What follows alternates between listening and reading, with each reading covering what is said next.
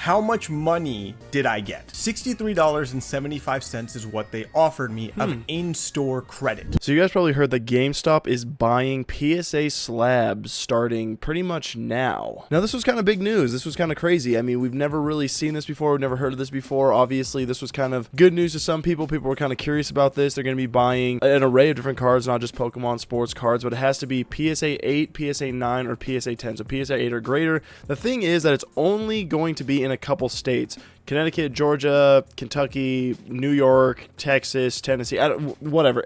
Not Montana. So no matter what, I will not be able to do this for a little while. So I'm just kind of very curious about this. So I was kind of just looking online to see if like anybody has done this or given it a shot. I saw that Leonhard did it, and I was like, I'll watch that one later. But I saw that my friend Powder TCG just put this out. He's a great guy, great content creator. I love his stuff. I think he's a very underrated content creator. He's definitely on the rise. So keep an eye out for him. He's doing a really fun series where he's opening up a Pokemon pack every day for this entire year. So really great content creator, and he just put out a video that is 6 minutes long, just kind of showing the process, what he went through, what he did, and I'm just very curious more than anything. So let's go ahead and watch this and see what we think. But please remember to go give his page a follow and go give this video a like on his page as well. So let's check this out. I'm very, very curious how this goes. I think a lot of people are going to try to like do the reach around here and not necessarily try to scam GameStop, but we all know how GameStop was back in the day, trying to like resell your video games back to GameStop. You take them like $400 worth of games and give you like $35 and like $38 in credit. So they always kind of like did that. So I wonder if, you know, in my opinion, you know, just being in the Pokemon hobby for so many years, you have to learn like a lot of ins and outs when it comes to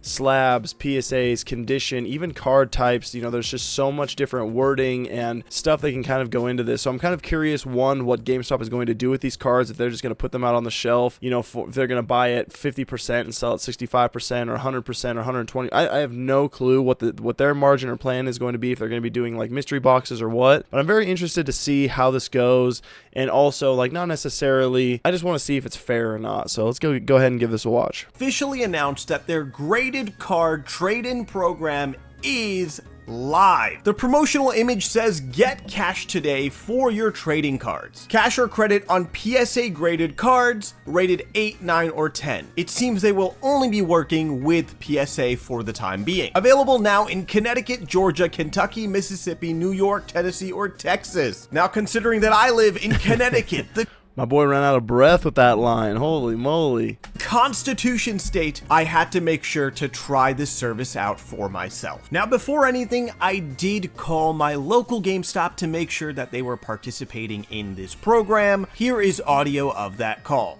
Thank you for calling GameStop. I can help you. Hi, I just had a question. I just saw something online that you guys are purchasing graded trading cards. Is this store participating in that? Yes, we are. Dude, my guy came prepared. He went hard for this video, and it shows, you know, doing way better than any of my videos that I just press record and just go off the cuff. So I appreciate the work that he put into this video.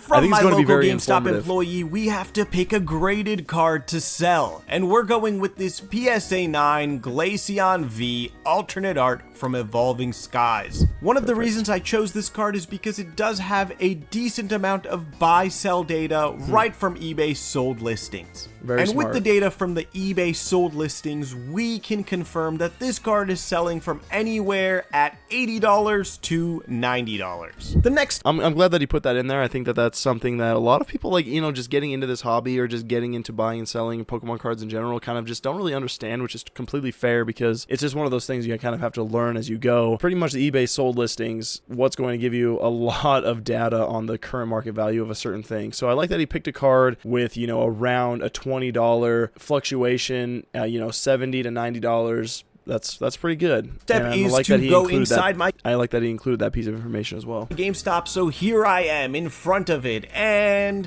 I was not allowed to record on the inside, which is perfectly fine. That is GameStop's policies. I didn't do did the manage sneaky to stuff? snag this picture right here of the card reader, which does show the trade-in value that I would be receiving for trading in the card. I did go with the $63. in-store credit option, as here I am walking out with a GameStop card, but let me go ahead and talk more about my experience a little more candidly for all of you. Right off the bat, let's just talk about the thing that everybody wants to talk about.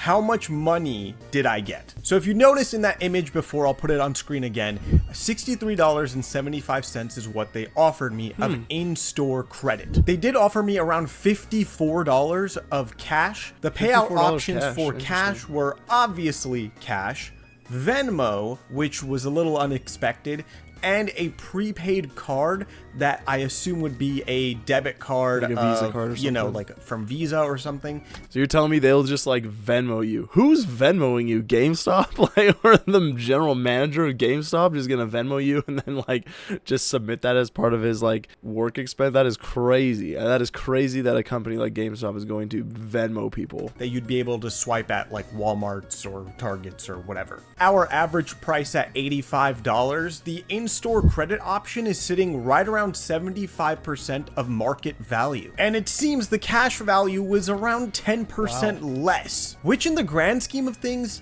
is really not that bad. No. I have seen... Dude, you know what? At this last convention, Collecticon Houston, the number that was thrown around for buyback was like 65%. 65% for buying collections, buying cards. Even some of them were even lower than that. So the average one is 65%. It's crazy that GameStop's offering more. Like, is GameStop literally going to compete with conventions? Is GameStop going to have a buy sell? Dude, that's what we got to take to GameStop corporate. We got to go to them and be like, dude, we should set up a GameStop booth at a convention. You guys will have like 75% buyback. They will be swamped all weekend. Now moving on to the actual intake process, they did have somewhat of a checklist that they should be looking at. Wow. They used a magnifying glass to look at it. They put it under a black light. They did check the corners. They checked for scratches. They did all of that. Run your finger along the bottom of the case. You feel a bump in the center. It's completely smooth. Reject this trade. Black light test. Shine a black light from the front of the PSA label.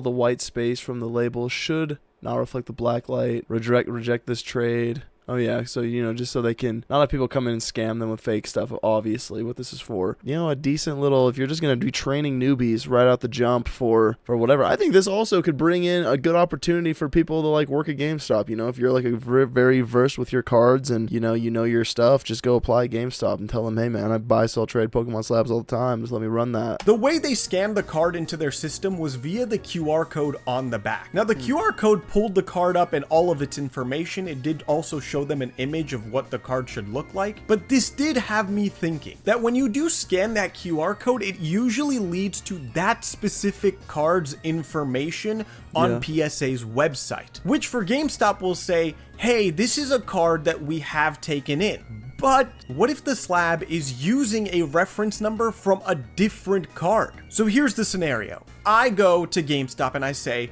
hey, here's my PSA card. Can you buy it from me?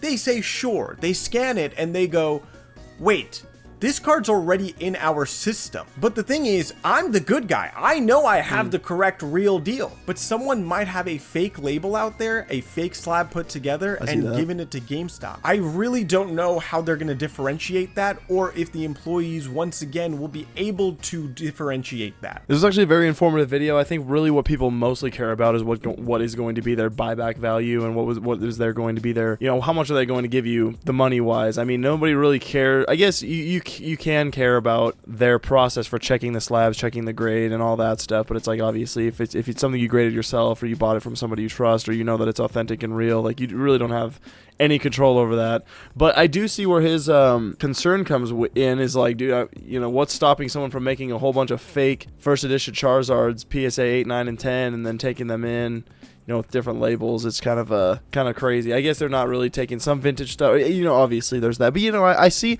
I think there's going to have a lot of issues with this. I think it's smart for them to start on a small scale and just do XYZ states, a small batch of states at first, and then kind of expand it after there if it's good. I honestly think, we have issues even today with just all these private sales and people doing things face to face, like people who have been buying and selling for 25 years, 30 years on stuff, and even longer if they're in the sports card community, even longer if they're to Magic the Gathering, blah, blah, blah. And it's like, we still have issues and we still have scams. We still have problems. People are still finding workarounds.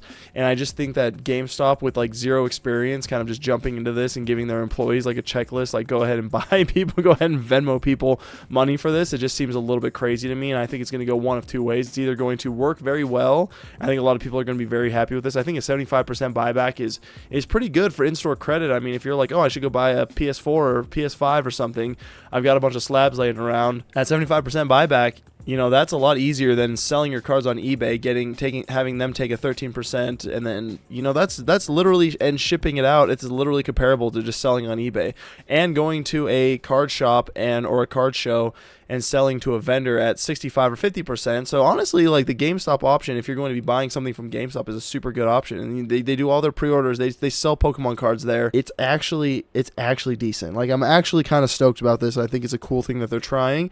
I'm just not sure if it's going to work in the long term.